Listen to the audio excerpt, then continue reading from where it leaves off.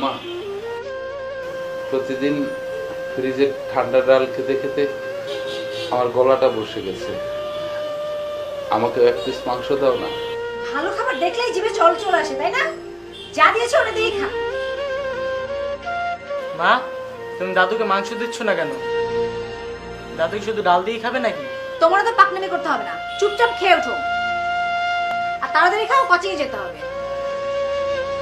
না, তুমি আগে দাদুকে মাংস দাও, তারপরে আমি খাবো। তোমাকে কথা বলতে বারণ করেছি না? মা, তুমি দাদুকে মাংস না দিলে আমিও খাবো না। দেখেছেন দেখেছেন, আপনার জন্য আমার ছেলেটা না খেয়ে চলে গেল। খুব লোভ হয়েছে মাংস খাওয়ার, তাই না? নে, গেল, গেল, গেল।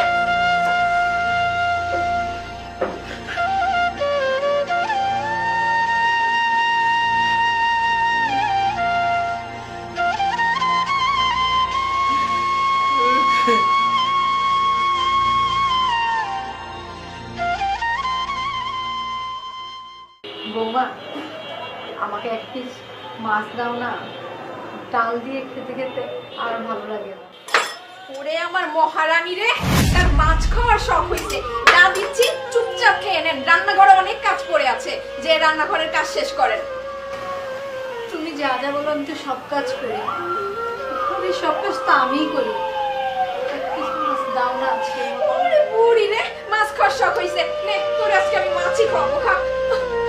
ওরে আজকে আমি মাছ খাওয়াবো। আরে কি হচ্ছে এসব? বাবা, তুই এসেছিস? দেখ, তোর বউয়ের কাছে আমি এক পিস মাছ খেতে চেয়েছি, এই জন্য আমাকে জোর করে মাছ খাওয়াচ্ছে।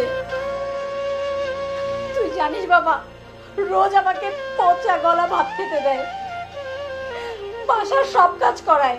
আমি এতদিন তোকে কিচ্ছু বলিনি, আজ তো তুই সব নিজের চোখেই দেখলি। তোমার কি বলার আছে মা?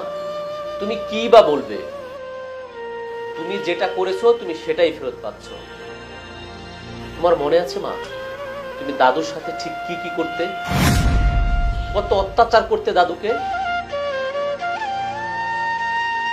আর এই দাদু যখন মারা গেল, বাবা যেন সেখানে থাকতে না পারার এই জন্য তুমি হার্ট অ্যাটাকের নাটক পর্যন্ত করলে। মনে রেখো মা, এই উপরওয়ালা বলতে কেউ একজন আছেন। তুমি তোমার কৃতকর্মের ফল ফেরত পাচ্ছ। তুমি যেটা করেছিলে তুমি সেটাই ফেরত পাচ্ছ।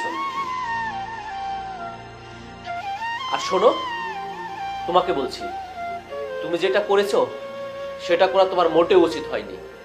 আজ তুমি আমার মায়ের সাথে যেটা করছো, ওইদিকে দেখো তোমার বাবা মার সাথেও তার ছেলের বউ একই কাজ করছে হয়তো। আর তুমিও ভবিষ্যতের জন্য প্রস্তুত থেকো। তুমি যেটা করবে সেটাই ফেরত পাবে। মনে রেখো, প্রকৃতি তার নিয়মেই